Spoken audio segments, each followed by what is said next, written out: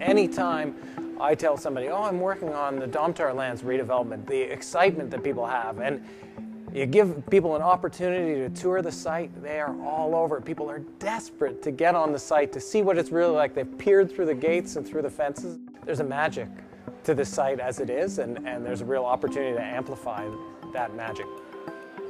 I have done a lot of consulting work in different communities and had to travel to look at different opportunities.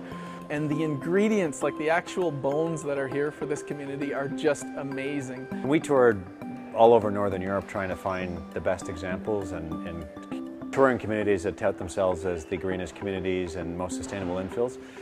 And they're all pretty amazing, but none of them have the physical features of what this has. So we're really focused on getting diversity in architecture and appearance, and so there will be ideally a great amount of differentiated landscape to look at from an entertainment point of view there too.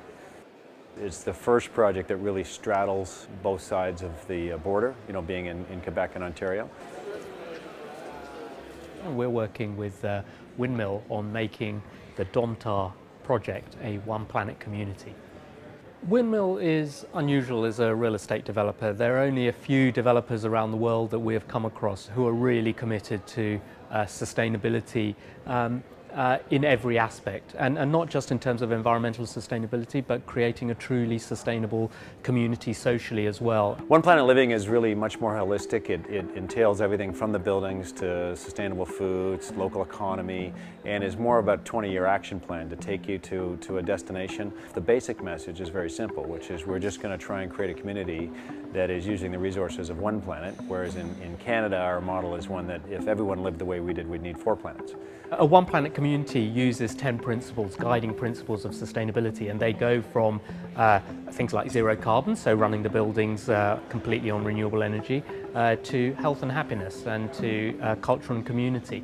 So all the 10 principles need to be incorporated into a development in order for it to be called a One Planet community. We have a vision for this site. What would you like to see? There are a lot of people who say that they're green because it's trendy and fashionable and it sells, but they're not.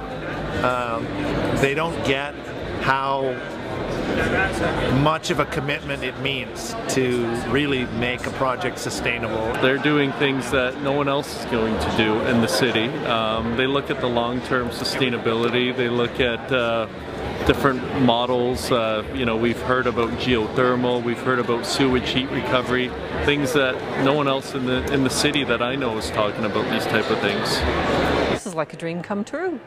This is exactly what people like someone like me who wants in a community. We have a pretty blank slate here. We're not building downtown. We're not building in a residential zone particularly. We're creating an entire world. And that's really, really exciting. This site has such an incredible, rich history from First Nations time in terms of the falls being an area of special significance.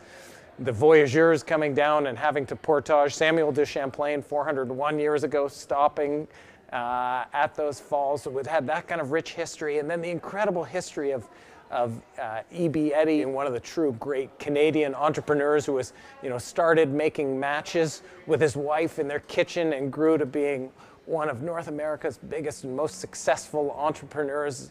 And then Domtar taking over the site and being a major player in the pulp and paper industry. And then, it has been a bit sad for the past decade plus. The site has been pretty quiet. The idea that you can take these kind of forgotten buildings that people really didn't like and their setting, which is fantastic, and open them up and allow public access again it's a great opportunity. We want to bring the community in, bring them to the waterfront, have them be able to experience these amazing views and heritage buildings, but we still want it to be an area of commerce. It's got such great potential just as a place to want to come to and gather and be a draw, for the region. Here in my own backyard is this amazing opportunity to not only develop it into a place that people want to be, but also into a zero carbon lifestyle. So it is a dream come true.